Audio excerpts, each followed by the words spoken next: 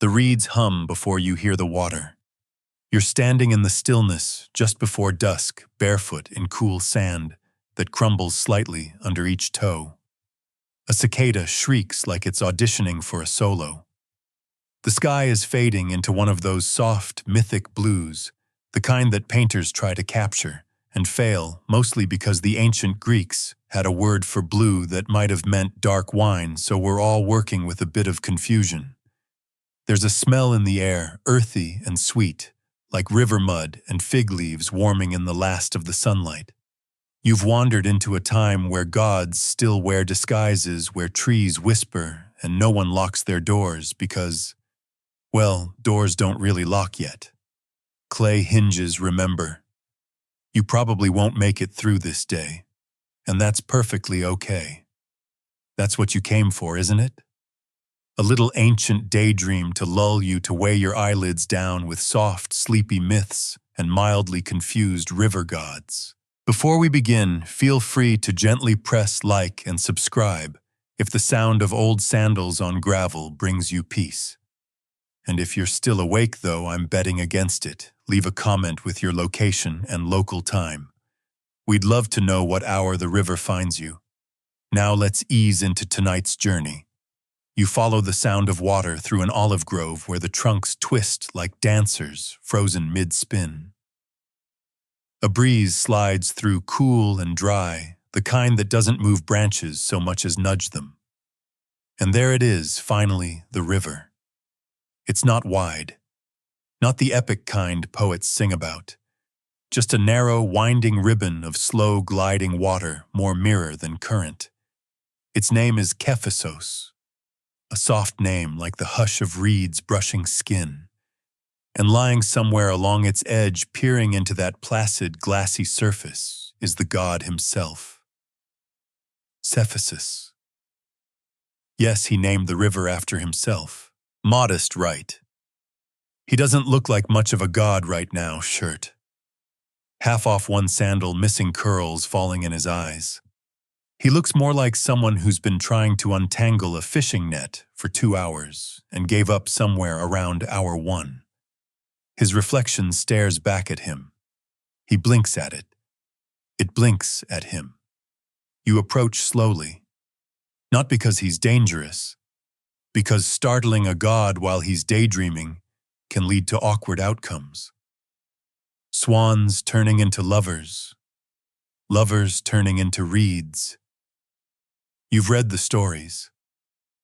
Cephissus turns to look at you finally. His eyes are green, but in that shifting way like algae lit by lightning. Did you see where my other sandal went? He asks, entirely serious. This is the god of the river. He can swell it to flood fields, carve out valleys, or make fish swim backward if he's feeling fussy. But right now, he's more concerned about footwear. This is a good time to mention that in ancient Greek myth, river gods were notoriously unreliable. They were like the side characters in a play, who show up drunk, forget their lines, and somehow end up stealing the scene. Cephissus is no exception. Historically speaking, Cephissus was worshipped as the guardian of fertility and fresh water in parts of central Greece. Farmers prayed to him. Lovers made offerings to him beneath fig trees.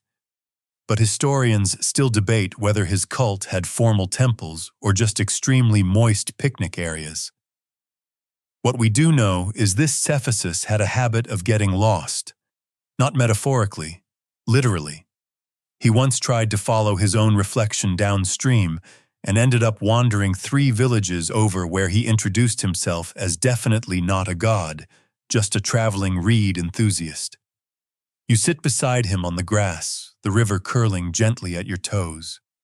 A frog makes a ridiculous sound nearby. You both pretend not to hear it. Cephissus picks up a smooth stone and skips it across the surface once, twice. Then it sinks. He sighs. It's harder than it looks when the water's staring back, he says. You nod. This seems reasonable. Behind you the reeds rustle. Maybe it's the breeze. Maybe it's something else. The Greeks never trusted reeds. They're always hiding something, nymphs whispering curses, or the kind of lovers that turn into laurel trees when conversations get too personal. The evening deepens. Colors flatten into shadow and silk. Somewhere a fig drops with a soft plunk onto earth. You lean back, arms behind you, watching Cephasus gaze again into his double. He touches the surface and it ripples not just with water, but with something older, memory, loneliness. A forgotten song sung by someone who never returned. Hard to say, that's the trouble with gods. They're always carrying around more than they let on. And just like that, the moment is gone. He looks up at the stars now poking holes in the sky. Well, he says, I suppose I'll sleep here tonight. You don't ask where. There's no tent, no blanket, no plans. Just earth and stars and water that never forgets its own shape. And maybe for now, that's enough.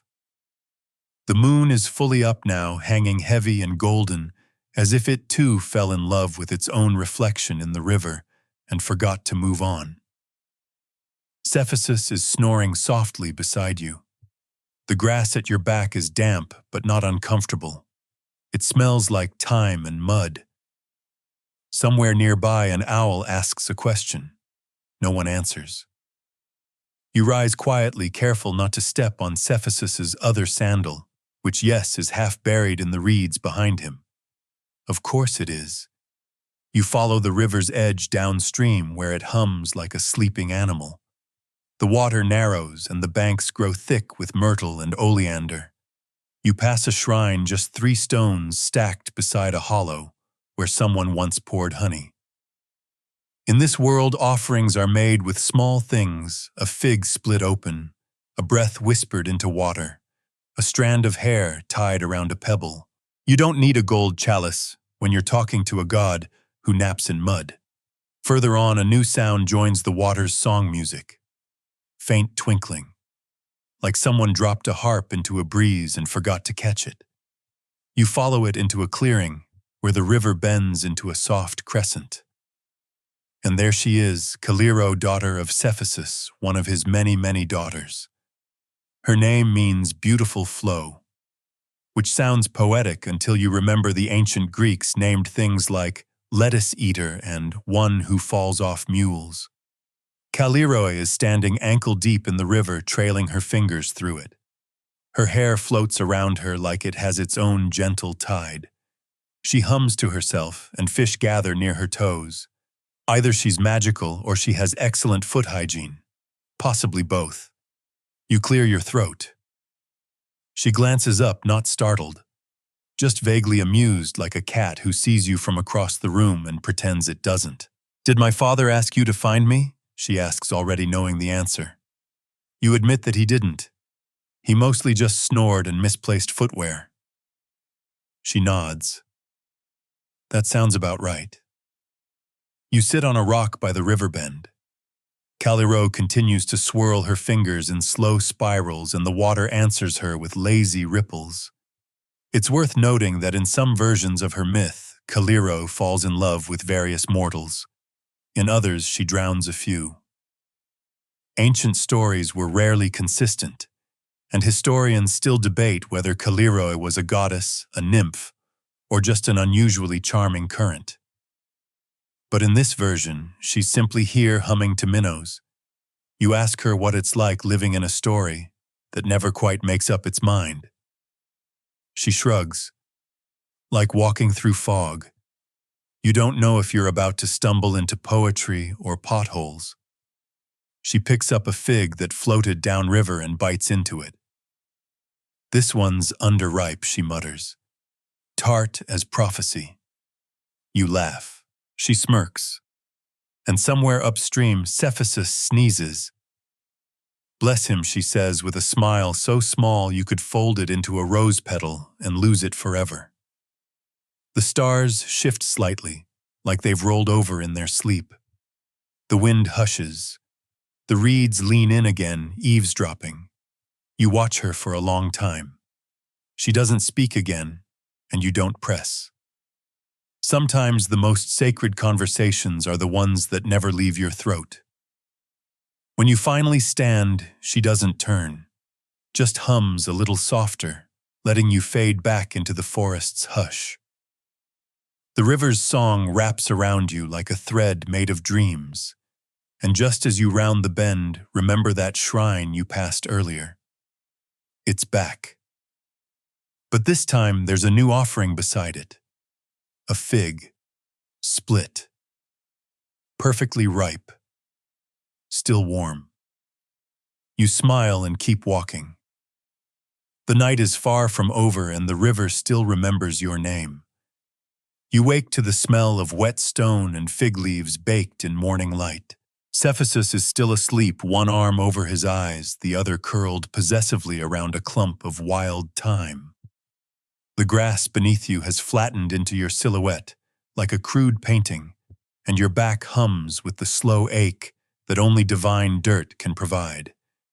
The river beside you is different now. In daylight, it's less mystical, mirror, more slightly muddy hiking hazard. Dragonflies flicker across its surface like falling sparks, and something, possibly a turtle, possibly an omen, plops into the water with a splash. You stretch, which is a generous word for what your joints actually accomplish, and notice that Cephasus is now mumbling in his sleep. Something about olives, or olives betraying him. You decide not to ask. You follow the river downstream again, this time under the lazy weight of morning. The sky is painted in diluted milk, soft with pale clouds, and a warm wind trails behind you like a patient dog. It smells like crushed mint and old sun. As you walk, the trees thin out, and the banks widen into flat meadows dotted with low fig trees and the occasional olive stump that looks vaguely judgmental. You spot a shepherd boy guiding a half-asleep flock across the shallow water. His staff is too big for him, and one of his sandals keeps falling off, which seems to be a theme around here. You wave. He waves back. Then quite seriously he yells, "Beware the singing stone." You pause. "Excuse me," but he's already wading away, muttering to his sheep, like they've all been personally offended by marble. You continue walking, and before long you find it. The singing stone. To be fair, it doesn't look like much. Just a big flat-topped rock in the middle of the river, worn smooth by centuries of water and occasional goat traffic. But as the breeze shifts, a soft note hums through the air. High, sweet, and just barely audible. You lean in. It continues like a flute, played from very far away, or like someone humming a lullaby through a cracked vase. Local legend says this stone once marked the spot where a minor nymph, Melinoe, was stood up on a date by a satyr and sang so sadly for so long that the rock absorbed the melody. Historians still debate whether Melinoe existed at all, or if this is just the river's version of a breakup playlist. Either way, you sit beside the stone, let the sound settle over your skin, and realize you've stopped checking the time. That's a good sign. Across the bank, something catches your eye. A shrine again, though this one's more elaborate. Stone columns, vines carefully braided over the top, and a little dish of honeyed dates left as offering. You approach slowly, respectfully, the way one might approach an old grandmother napping with a dagger under her pillow. The carving at its base reads simply, "To the one who got lost." That's it. No name, no iconography, just a vague dedication that somehow feels uncomfortably accurate. You sit again. That's a lot of sitting, you think, but this is Greece, the land of slow meals and slower metaphors. A grasshopper lands on your knee, stays for a heartbeat, then springs away with what feels like judgment. You are not offended. You think back to Cephasus, to Caliro, to that fig placed quietly beside a shrine in the night. You wonder how many gods have gone missing in their own reflections. How many humans have done the same? You wonder if the river ever gets tired of carrying all this memory. There's no answer. Just a heron flapping overhead, trailing silence like a ribbon. You stand, eventually. Give the singing stone one last look, and move on. The trail shifts again, narrowing into a shaded corridor of laurel trees. The sun filters through like spilled wine and the air turns still. Hushed. Almost too hushed. Which is exactly when you hear the snoring. Deep, satisfied, theatrical snoring. Like someone trying to impress the concept of sleep itself. You follow the sound and come upon what can only be described as a very large man draped over a very small chaise. He's wearing a floral tunic that clearly predates shame. His beard looks like it contains at least 3 birds, and his goblet has spilled onto a nearby tortoise who appears unfazed. He opens one eye. "Have you come to ask for directions?" he mumbles, as if this is a common occurrence. "You haven't, but now you're curious." This is Borysthenes' minor river deity, occasional oracle, full-time nap enthusiast. He gestures vaguely upstream. Everyone always wants to go upstream. Nobody ever thinks to ask the current where it wants to go. You blink. That's profound. He shrugs. It's also practical. The upstream fig groves are terrible this year. He pours another sip of something purple and offers you a fig. You decline. He eats it anyway.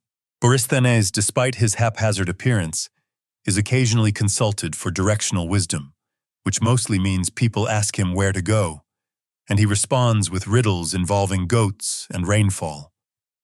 You ask him about the shrine, the one who got lost. He nods solemnly. We all do, eventually. That seems like a lot to unpack before noon, so instead you ask where the river narrows again. He points over his shoulder, past the echoing fig. You'll know it when you hear it. You thank him, though he's already halfway back into his nap. And as you turn to go, the tortoise, still glistening with wine, blinks slowly in your direction. Possibly wise, possibly drunk. Either way, you walk on. You find the echoing fig halfway up a hill, nestled in a sunlit patch of silence. It doesn't look particularly mystical. In fact, it looks a little grumpy, one branch broken, leaves slightly curled, a few figs hanging on stubbornly despite the heat. But when you step beneath its shade, your footsteps double. One in reality. One in echo.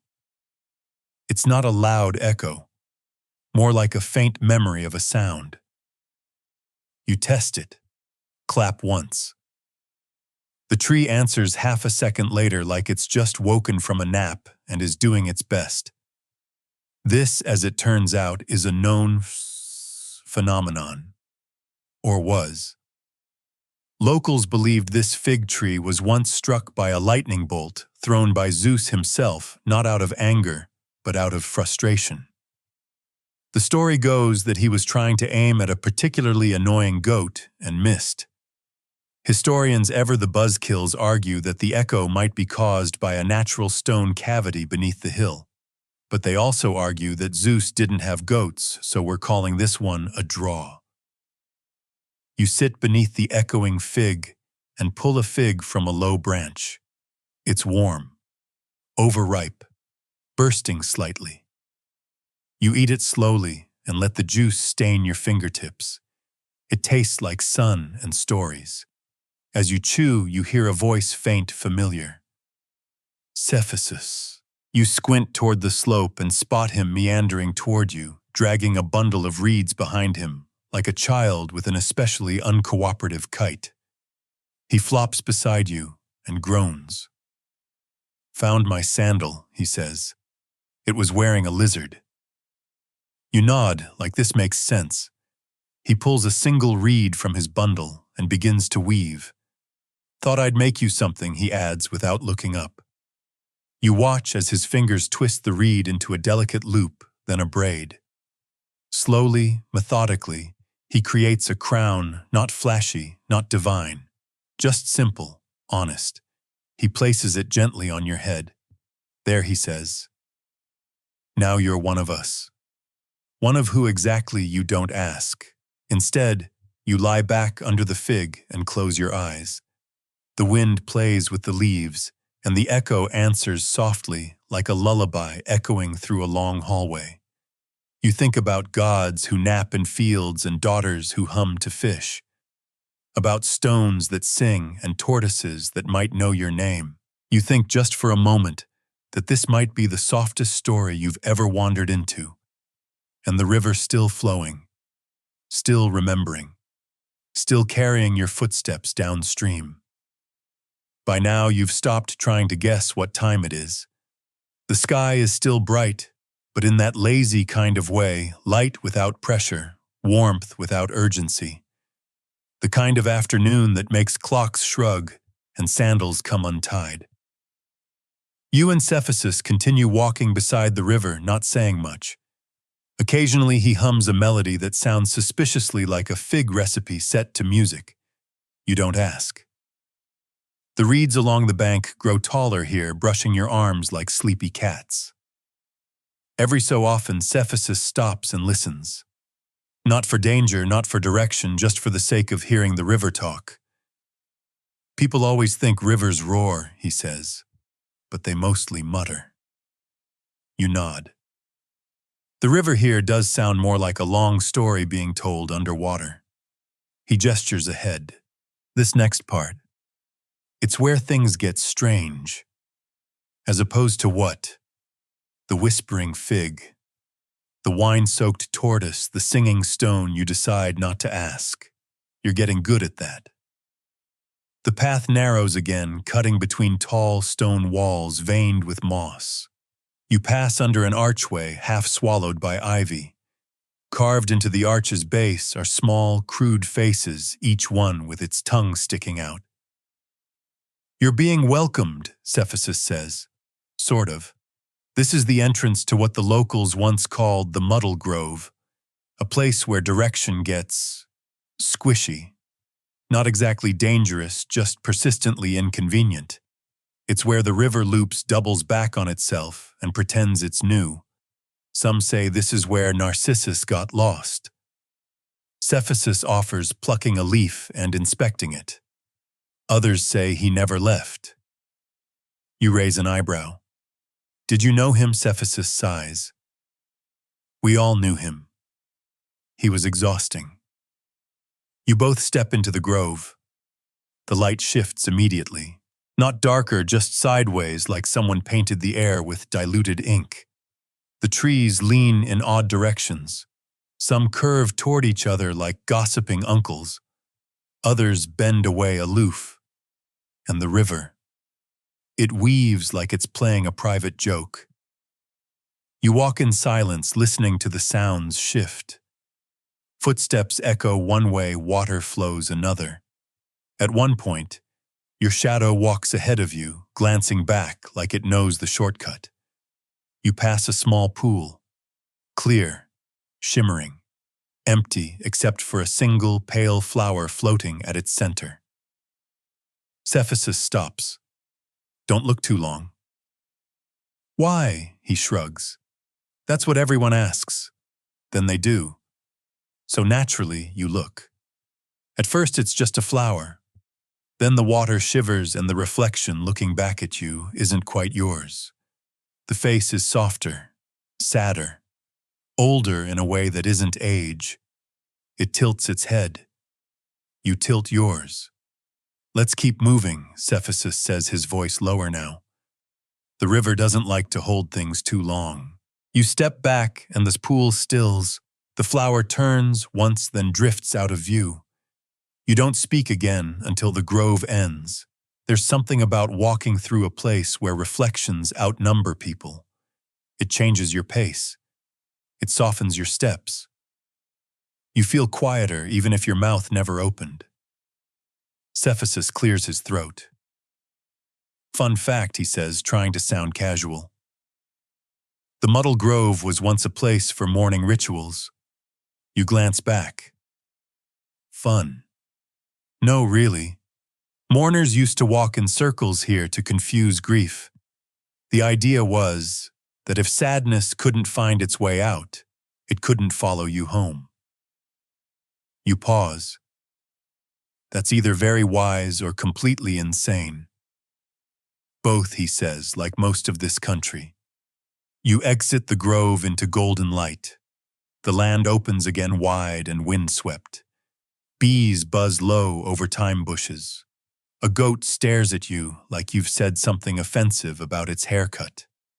You sit on a sun-warmed rock. Cephissus sits beside you, unwraps a fig from a pouch he's been carrying this whole time, and offers it to you.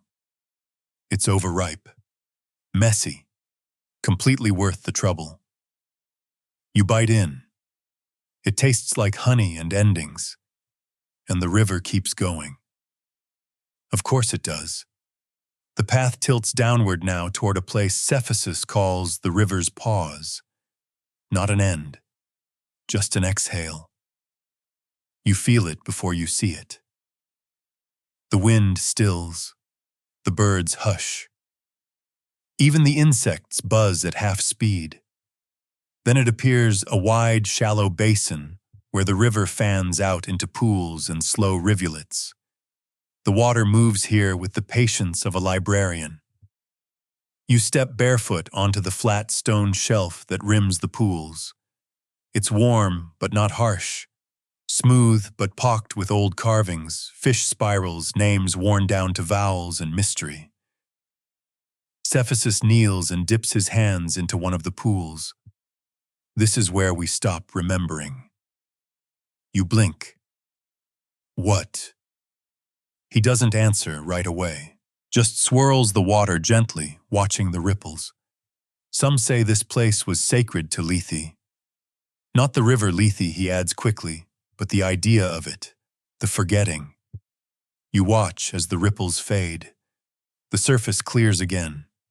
It reflects nothing. No sky. No face, just blankness like the world hasn't loaded yet. You sit beside him, unsure what to feel. People came here, he says, when they needed to forget. Not the big things. Just the weight of knowing everything all the time. You nod slowly. That weight.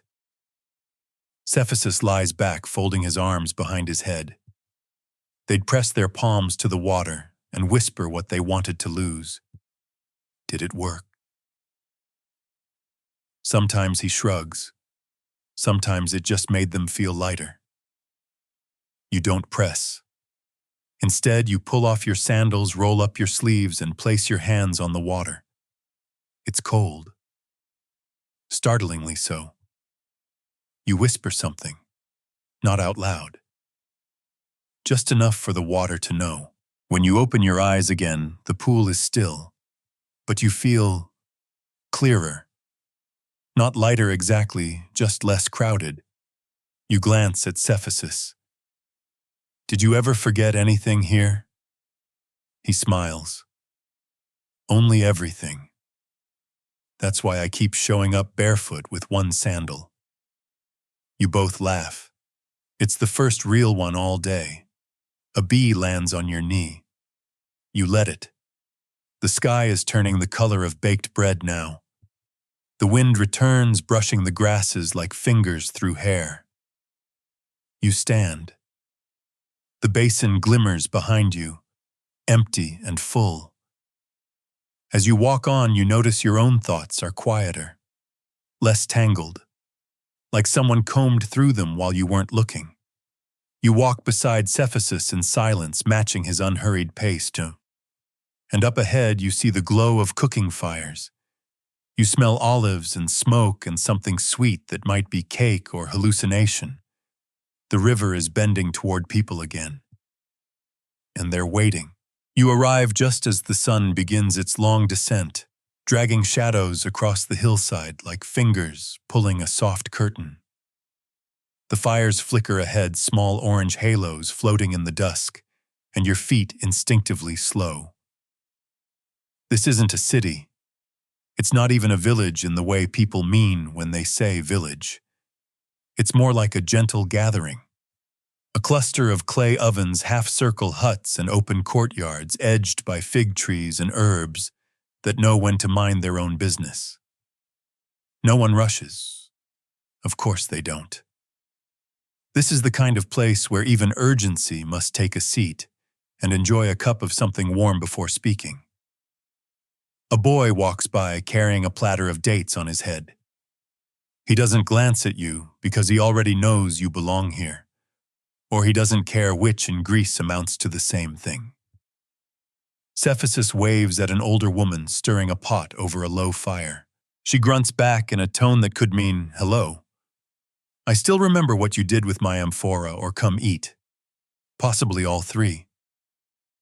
You follow him into a low courtyard shaded by woven mats and grapevine trellises. A breeze moves through the space like it's been trained in politeness. There's laughter in the distance, the soft, rhythmic thud of a mortar, grinding something fragrant, and somewhere faintly a lyre being tuned, just slightly out of tune. Here Cephasus says, pointing at a round cushion near the fire. You sit. Not because you're tired, though, okay, you kind of are, but because this place invites you to. Like the ground itself would be personally offended if you chose to keep standing. A woman appears with a bowl of something that smells like roasted nuts and caramelized onions. She places it in your lap with the air of someone delivering fate. You do not question it.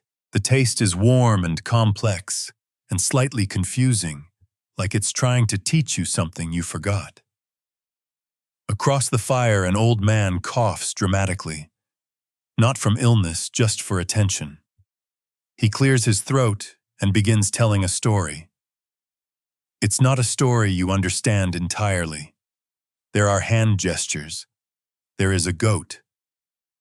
At one point, the word turnip is shouted with alarming enthusiasm.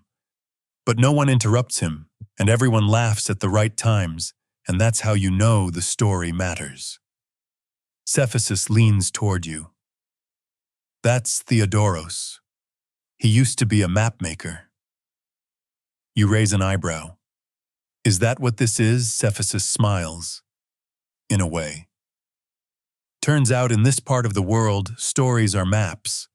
Not to places necessarily, but to people. Emotions, small corners of the soul. You forget need directions now and then. As the stars begin to appear timid at first, like children peeking through curtains, you feel your shoulders drop. Your breath slows. Someone lights an oil lamp with a practiced flick, and the firelight leans in closer, making the shadows dance like they've had a little one. A young girl recites a poem about figs. You think for a moment you might be asleep already. Then you hear it, the river again.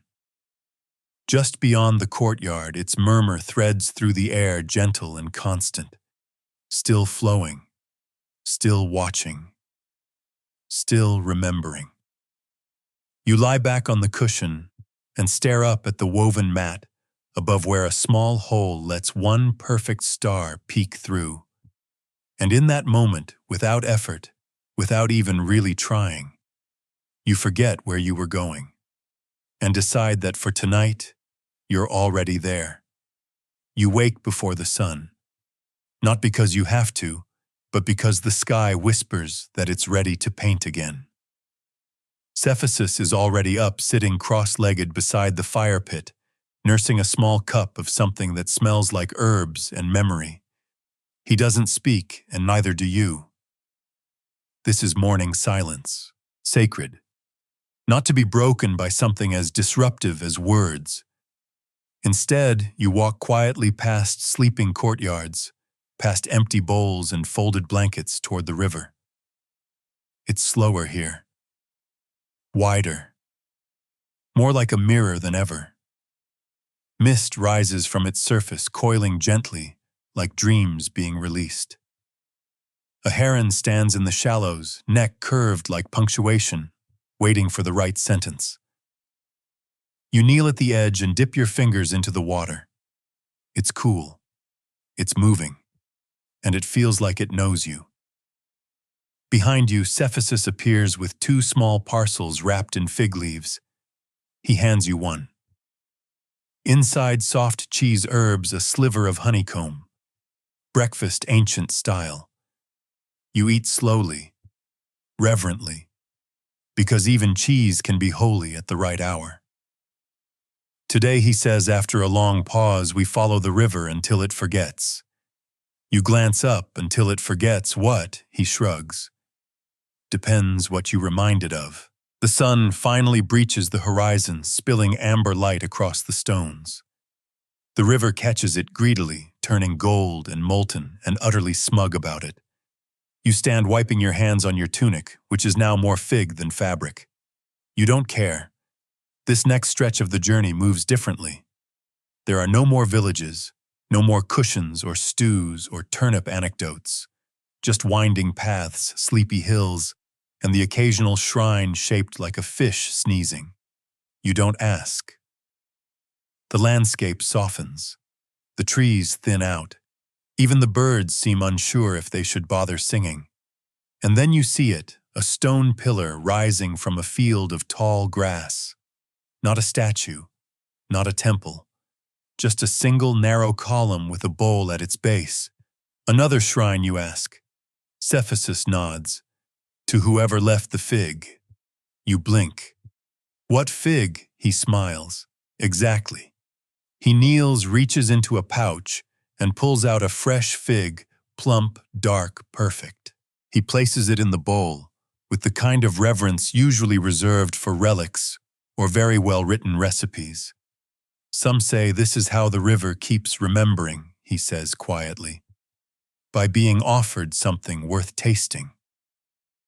You don't speak, and instead you sit beside the pillar, close your eyes, and listen. The wind moves differently here, slower, like it's translating itself. And the river, it hums. You open your eyes and see a leaf float past, spinning like it knows it's being watched. Cephasus stands. Come on. We've got more forgetting to do. You walk beside him, the pillar shrinking behind you, like a thought you meant to write down, but decided to keep for later. And up ahead, the river curves again, softly, like it's smiling. The path ahead is so quiet now you begin to hear things you're not sure are real, like footsteps behind you that never quite catch up, or laughter tucked into the wind, distant and private.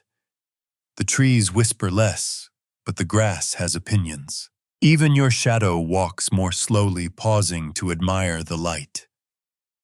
Cephasus doesn't say much, which is either very wise or very suspicious. Instead, he points toward a thicket of trees leaning toward the river, like a classroom full of students, hoping the teacher won't call on them. There, he says, that's where it happened. You don't ask what it is.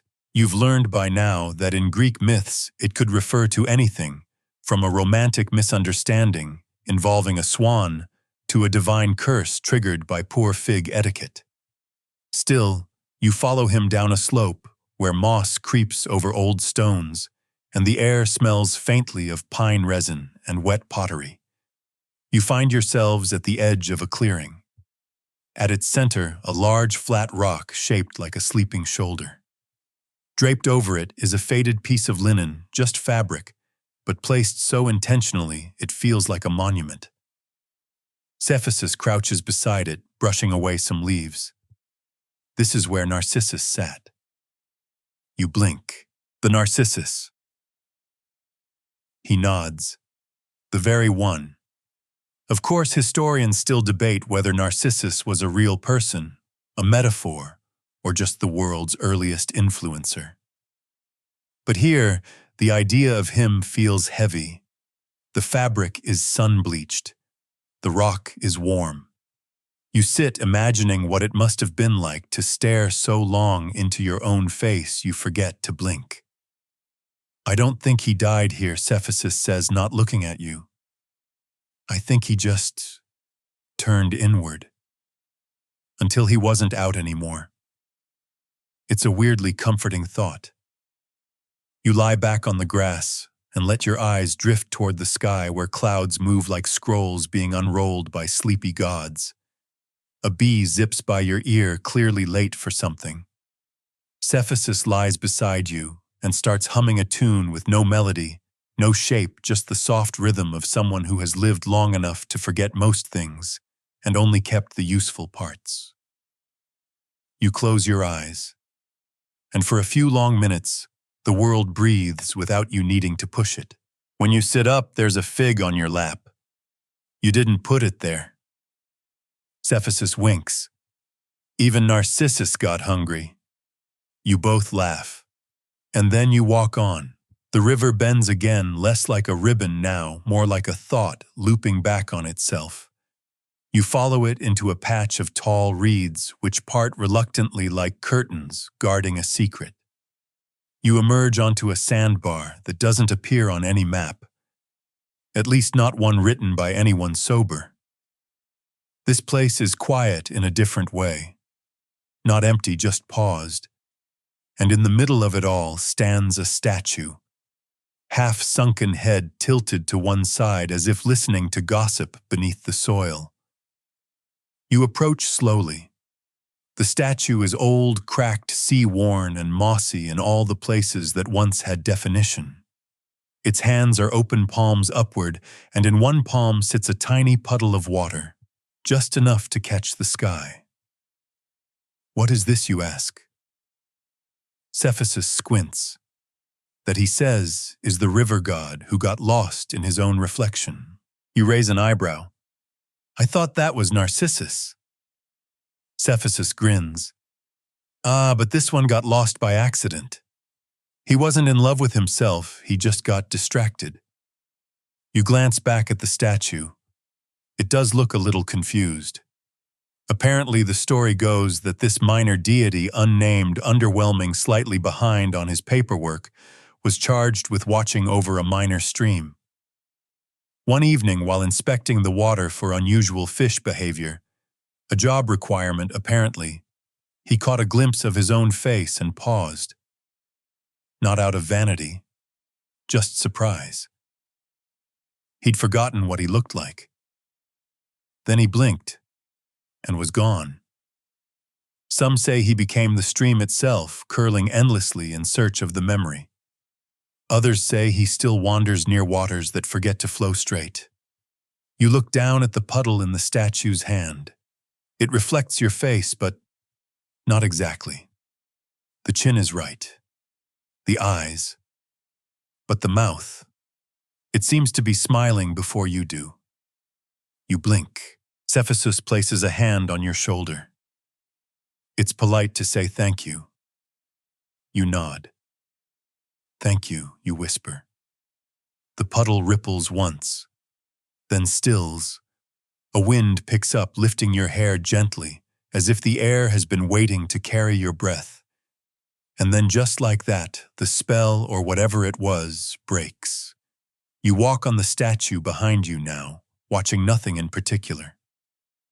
The sand gives way to grass, and the river moves again. Eager, renewed, as if it remembered why it started flowing in the first place. Cephasus begins humming again, louder this time. The tune wobbles, unsure of itself, but persistent. You hum along, because why not? And somewhere deep behind your ribs, something unclenches. You don't know what it is, but it feels like something important letting go. And just ahead, the river widens. The sun slips behind a hill, and the world once again forgets to rush. You've reached the kind of place where time doesn't just slow down. It actually seems to sit on the ground, stretch its legs, and sigh. The river has widened into a shallow crescent bordered by tall, golden grasses and the occasional goat that looks deeply unimpressed with your journey. Cephasus waves at one of these goats who ignores him entirely. He grins. We dated briefly. You choose not to engage.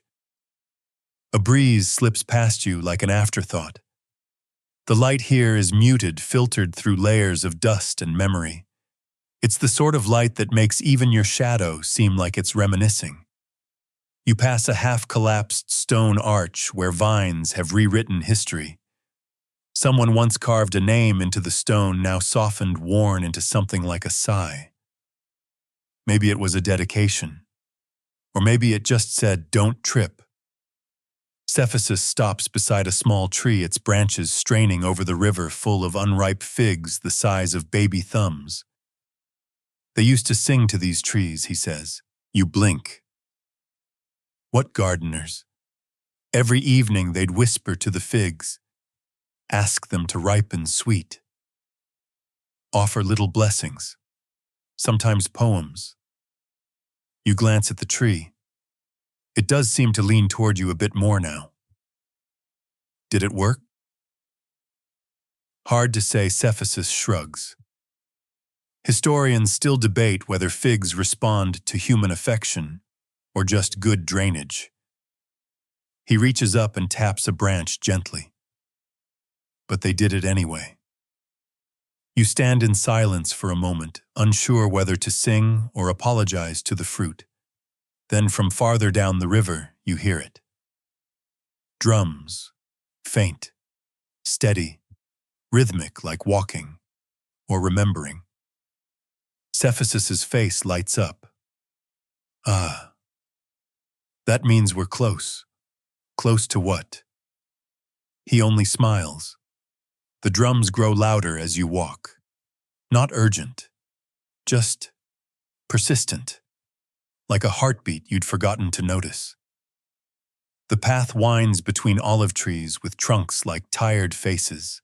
You pass a stone bench carved with dolphins and wine jugs, now serving as a nap site for a cat who doesn't even bother opening one eye to acknowledge you.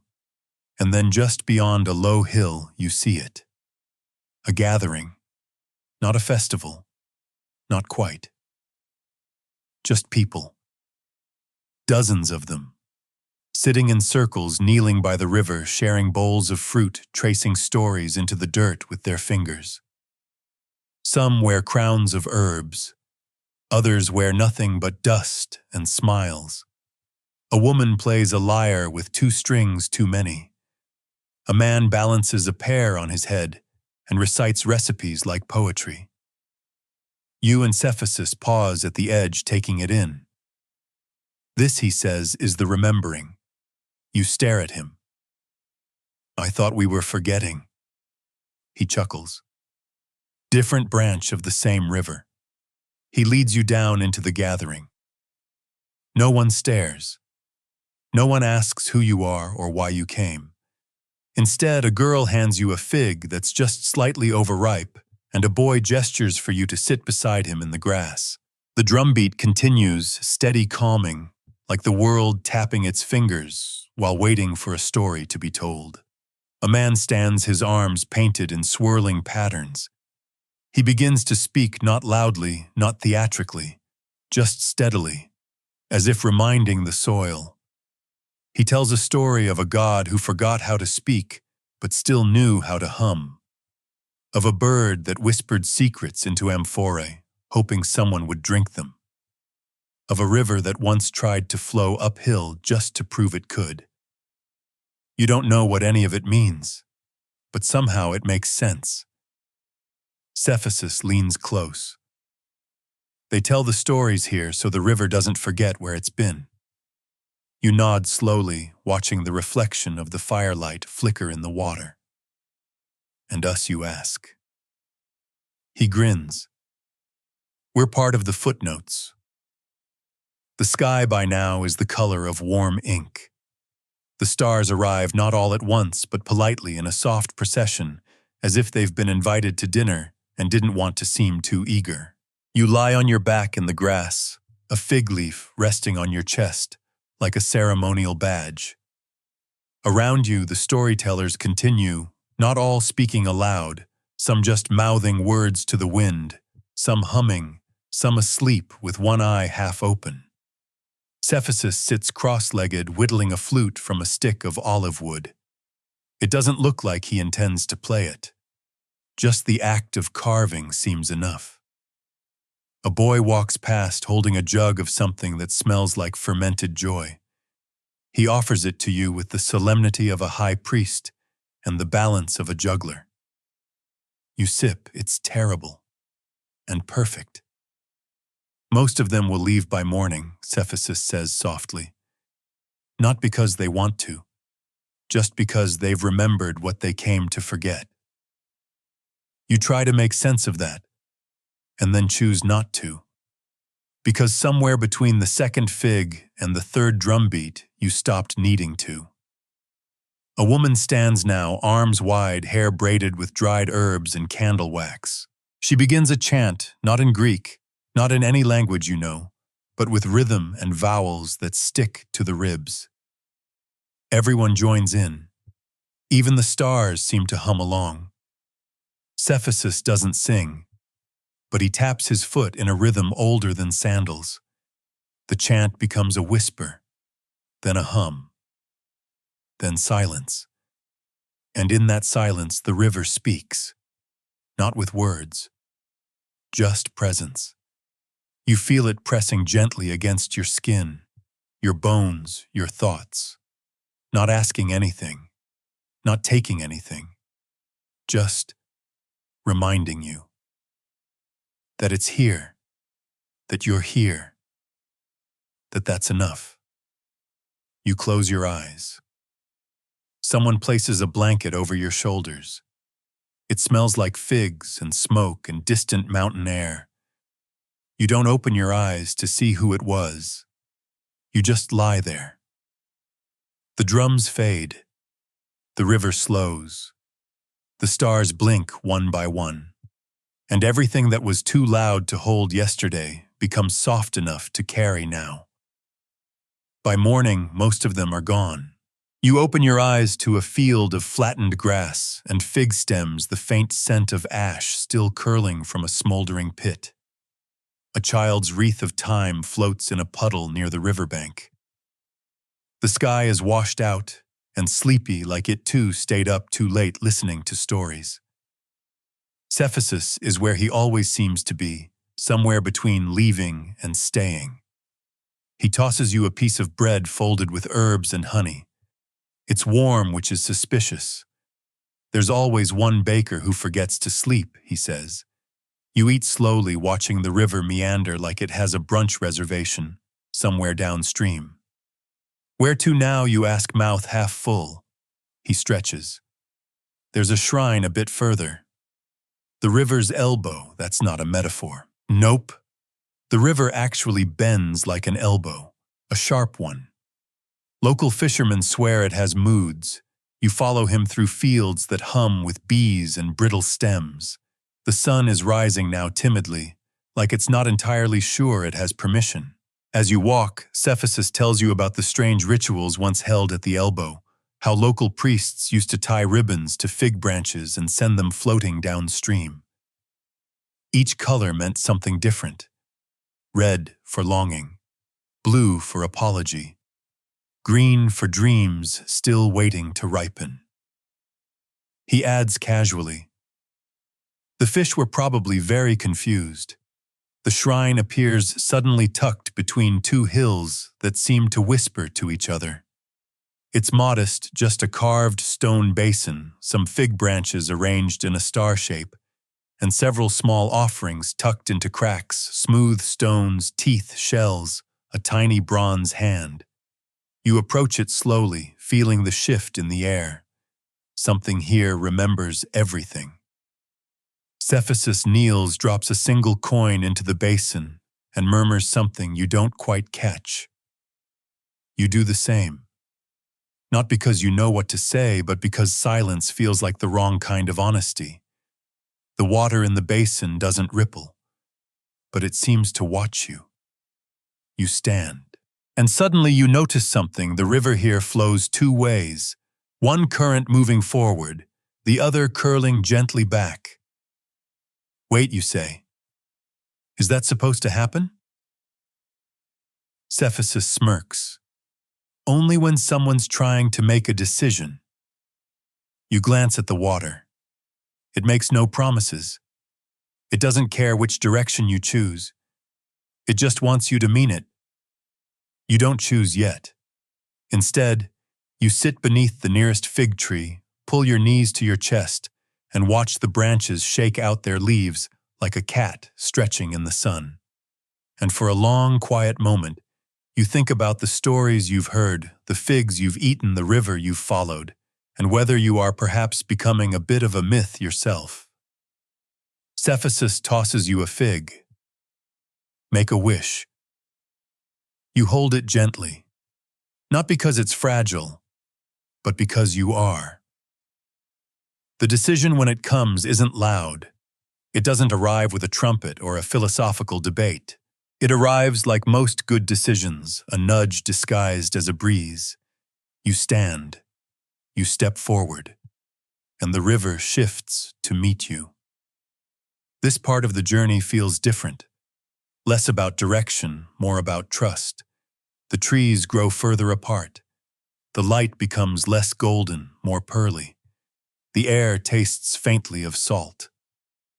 Cephasus walks behind you now, not ahead. He doesn't say much, just whistles, off-key, like a bird who learned music from a cracked flute. You crest a hill and find yourself overlooking a wide basin where the river meets a shallow lake fringed with reeds and whispering grasses. In the center of it all stands a figure, part stone, part root, part forgotten memory, the river god. You recognize him somehow. The posture is the same. The open hands, the slight tilt of the head like he's still trying to hear his own reflection. Only now moss grows across his eyes and fig vines twine around his torso like a lover that refused to let go. You approach slowly. Cephasus hangs back. This feels like yours. You sit before the statue and place your fig at its feet. The wind stills, the water hushes, and something inside you quiets not because it was told to, but because it found something worth listening to. You speak, not aloud, not exactly, but you offer your thoughts to the air, memories, questions, fears folded like linen. The river god listens. He does not reply, which in this place is the highest form of respect. You lean forward and rest your forehead against the moss-covered stone. It's warm, not with sunlight, with remembering. Behind you, Cephasus finally speaks. You've walked far. You nod. He adds softly, but you didn't walk alone. You both stand in silence for a while, watching the water curl around the statue's feet. A fig leaf floats by, pauses near your ankle, and continues on. The river is ready. The journey is nearly done. And the reflection, it still waits. You step once more into the current. The water parts without protest, sliding around your ankles like silk that remembers every footfall that's ever passed this way. Cephasus doesn't follow this time. He stands at the shore, arms folded loosely, smiling like someone who knows the ending but doesn't want to spoil it. The river no longer babbles. It murmurs. Deep, rhythmic, slow, like the earth is breathing through it. You move with it.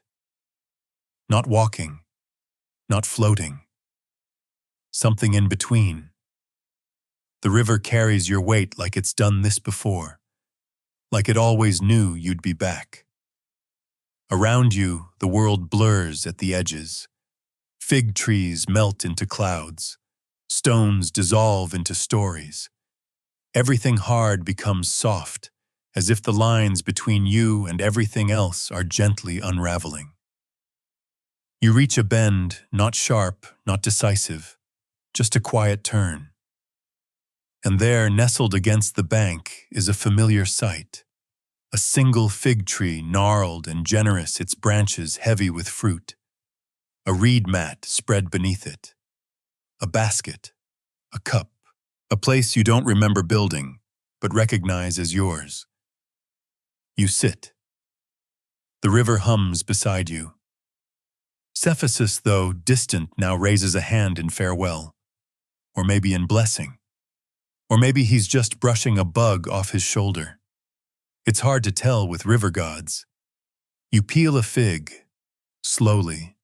The skin gives way like memory. The flesh is red sweet, sun-warmed. You eat it in silence, and somehow you understand more with each bite. You understand that the river never needed to be mapped, that your reflection was never lost, that fig trees, when spoken to kindly, will answer in fruit. You lie back. You close your eyes. And now the world slows even more. The sky softens into deep indigo stitched with stars that blink like drowsy candles on the edge of sleep.